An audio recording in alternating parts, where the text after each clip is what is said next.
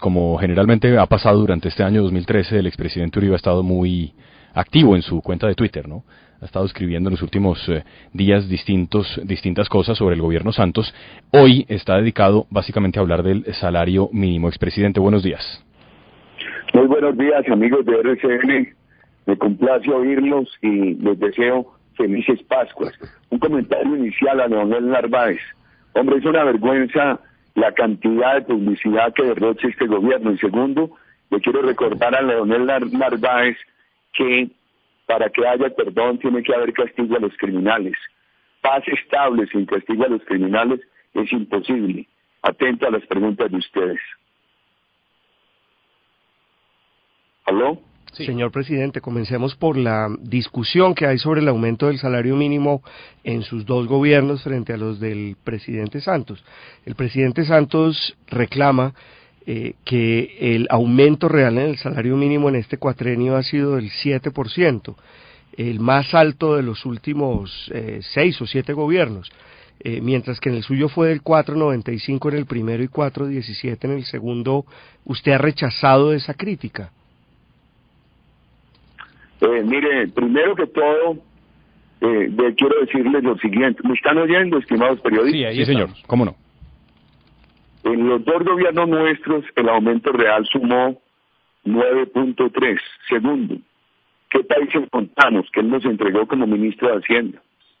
Un déficit que al sumarle lo que el gobierno tenía que transferirle al Seguro Social, era un déficit del gobierno nacional central de alrededor del 6%. 48% de endeudamiento, una economía sin crecimiento. ¿Qué nos tocó hacer a nosotros? Aumentar cotizaciones de pensiones y de salud. ¿Qué nos tocó al final? Enfrentar la crisis de la economía internacional, enfrentar la crisis del mercado con Venezuela y la crisis de las pirámides. Así todo, el aumento real en nuestro gobierno fue del 9.3. ¿Qué critico yo del gobierno Santos? Primero, los empleadores, muchos manifestaron que estaban dispuestos a hacer una conciliación en el 5%, porque el gobierno impuso el 4,5% y sale a decir ahora que hubo concertación, que no lo hubo realmente. Segundo, mire lo que ha pasado, este gobierno hereda grandes bonanzas del nuestro.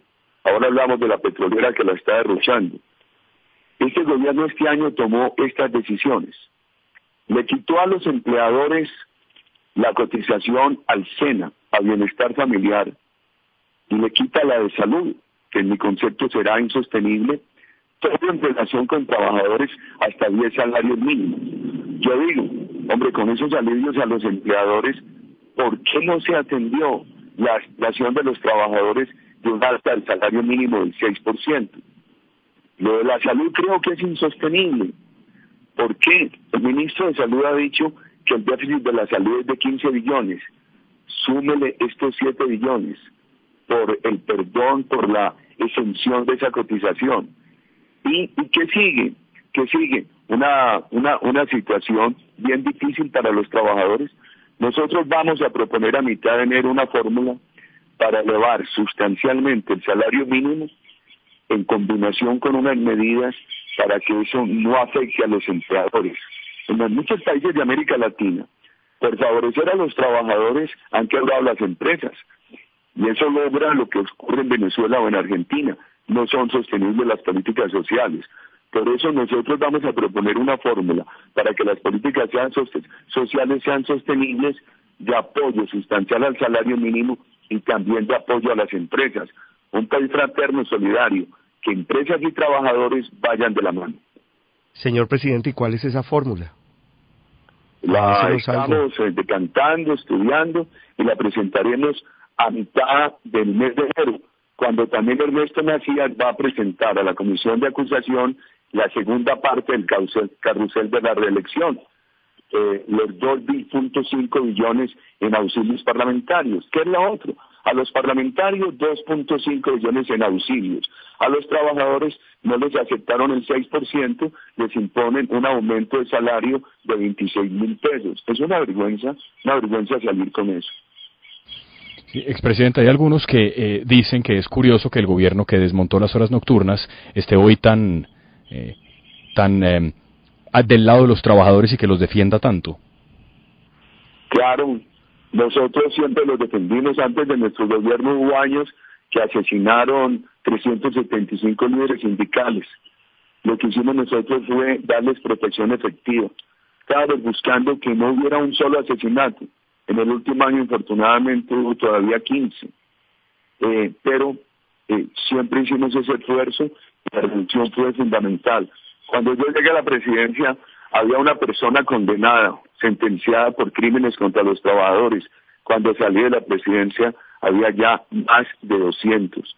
Impulsamos el sindicalismo de participación, que dio resultados bien importantes, por ejemplo, en algunos hospitales como el San José de Popayán, etcétera, temas que este gobierno ha ignorado. Y lo que hicimos nosotros fue, refirámonos a esa reforma laboral, le dicen a los trabajadores, es que Uribe les quitó las horas extras, mentiras, es que hace un siglo la gente iba a trabajar de 8 a 12 y de 2 a 6. Lo que nosotros hicimos fue acomodar una flexibilidad para las mismas 8 horas, pero también le creamos a los empleadores unas cargas muy altas. Les aumentamos las cotizaciones a la salud y a las cotizaciones a pensiones. Tuvo que hacerlo nuestro gobierno. Creamos el Fondo Emprender del SENA, pagado por los empleadores. Es muy importante recordarle esto a los colombianos. Por eso una de las propuestas de Oscar Iván Zuluaga, nuestro candidato a la presidencia, para vincular la educación con el empleo, una de las tantas, es multiplicar el Fondo Emprender del SENA, que creó nuestro gobierno, con dinero de los empleadores, multiplicarlo por 10.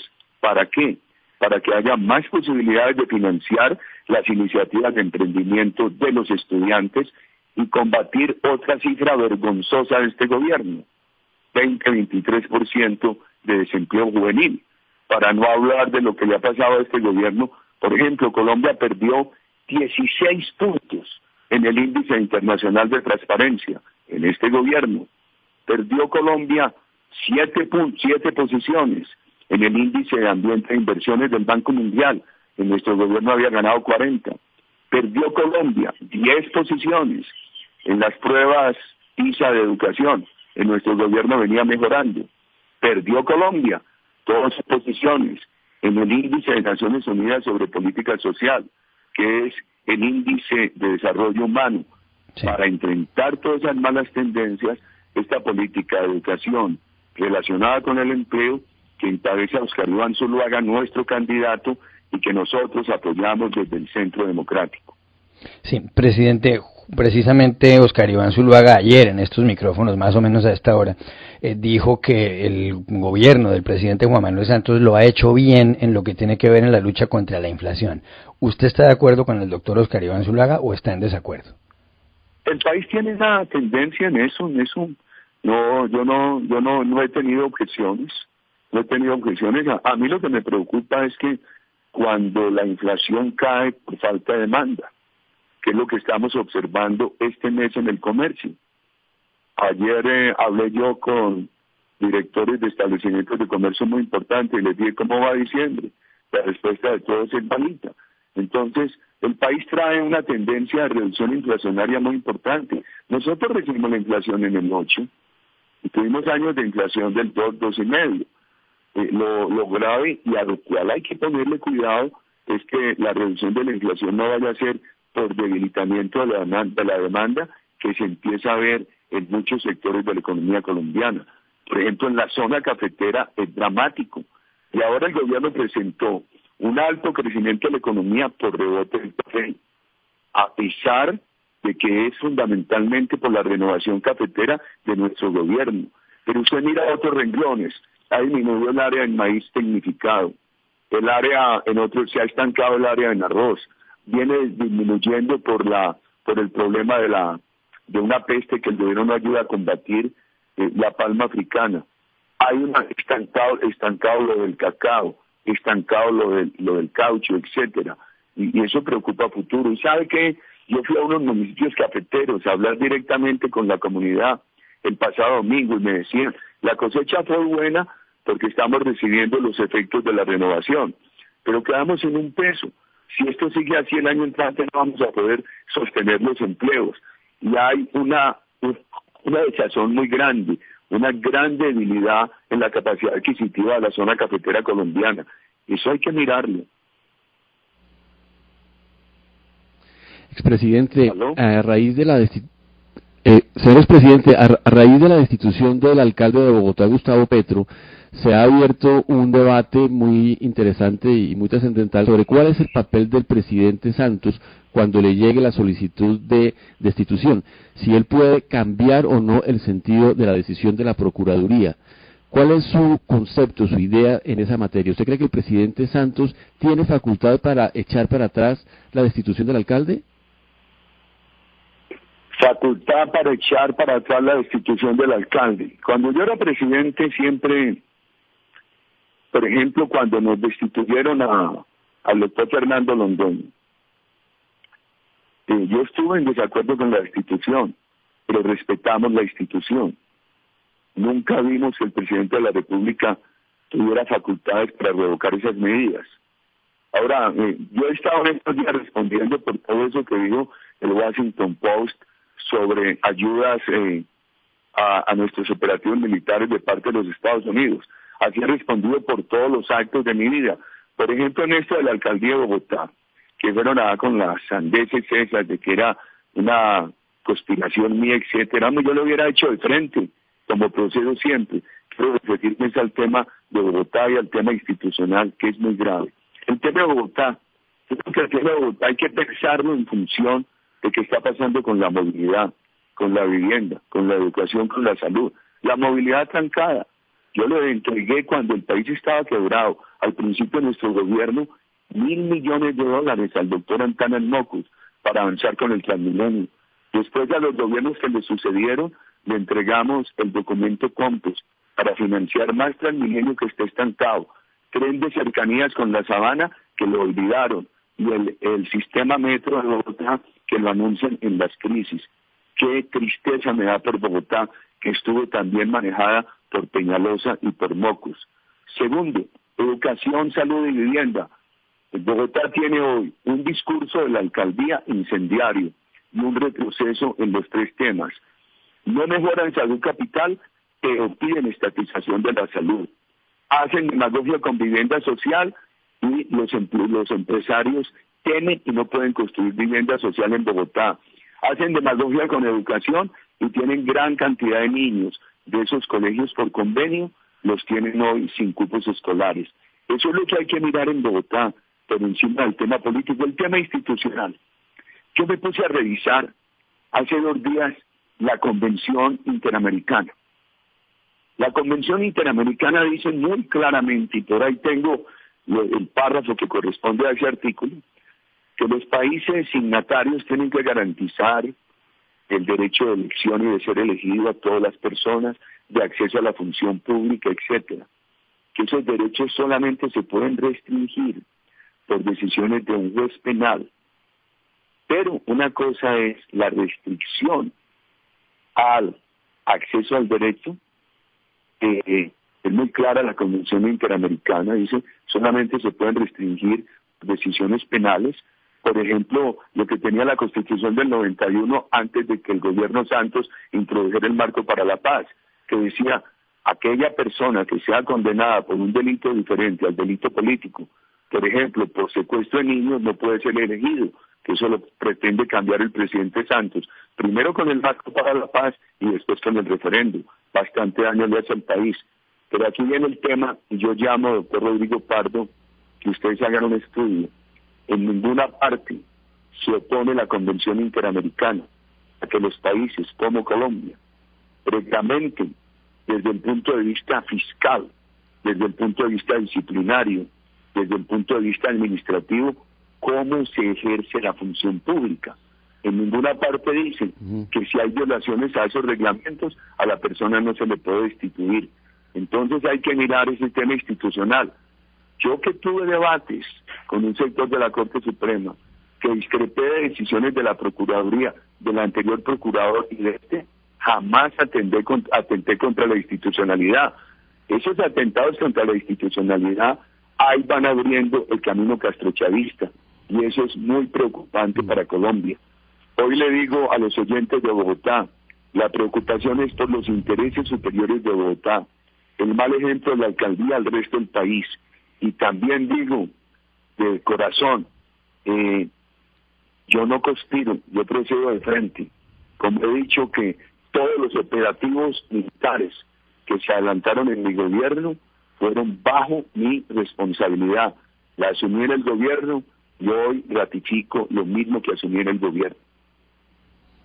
Sí, presidente, y el caso concreto por el cual ha sido destituido el alcalde de Bogotá, Gustavo Petro, el mal manejo en la introducción de un nuevo modelo de basuras, ¿le parece, digamos, suficiente para que produzca una decisión de destitución? Eso, ni soy conspirador, ni entro porque yo he sido frentero, he sido combatiente, no he vivido por ahí con conspiraciones a hurtadillas, ni tampoco voy a analizar ese tema. Lo único que digo es que si ustedes miran la Convención Interamericana, yo creo que pueden concluir esto. En ninguna parte prohíbe la Convención Interamericana que los países signatarios hagan cumplir sus normas de reglamento administrativo, fiscal, disciplinario para el ejercicio de la función pública. Y recuerdo lo que yo hice. Yo, expresidente, discrepé. Esa sanción que le impuso el actual procurador Bernardo Moreno a Andrés Arias me pareció totalmente injusta. Cuando desafió la institución, nunca. Discrepé de aquella sanción que le impuso la Procuraduría el anterior procurador al doctor Fernando Londoño, injusta. Cuando desafió la institucionalidad. Y esas sanciones siguen vigentes. Yo discrepo de ellas. Jamás hemos desafiado la institucionalidad. Una cosa es la discrepancia y otra muy distinta es el desafío a la institucionalidad. Y esas licencias para desafiar la institucionalidad, sí, con estas pretensiones de la FARC y del ELN, y con esta debilidad del gobierno en materia de seguridad democrática, porque sería bueno mirar lo que está pasando con el petróleo, y con esta obsecuencia del gobierno, sí, con la corrupción parlamentaria, eso nos va llevando al castrochavismo. Presidente, como a usted le gusta decirnos las cosas de frente, yo le pido que nos diga si su candidato a la alcaldía de Bogotá se llama Francisco Santos Calderón, si usted está dispuesto a apoyar esa candidatura para la alcaldía de Bogotá. Lo digo con mucha claridad. Hoy solamente tengo dos mensajes. Es lo que he pensado. Un mensaje de que se puede discrepar de la institucionalidad, pero no desafiar la institucionalidad. Cuando se presentó esa decisión de la Procuraduría, este gobierno, que después se enmendó, fue el primero que salió a dar mal ejemplo, a encabezar una gavilla nacional e internacional en contra de la institución. Después se enmendó. Segundo, mi mensaje hoy, que falta una decisión de la Procuraduría, seguramente la alcaldía de Bogotá presentará recursos, y que la registraduría ha anunciado el referendo revocatorio. Mi recomendación hoy, lo que he dicho en público y en privado, es esto: el tema no se puede manejar politiqueramente, hay que pensar en los superiores intereses de Bogotá. Y yo repito mis preocupaciones por el tema de movilidad, lo que ya le dije, el estancamiento del Transmilenio. No hablan del metro sino en crisis. Se les olvidó el tren de cercanías. Váyase usted a las 5 de la tarde para Sabana Occidente o para Sabana Norte de Bogotá para que vea ese desastre.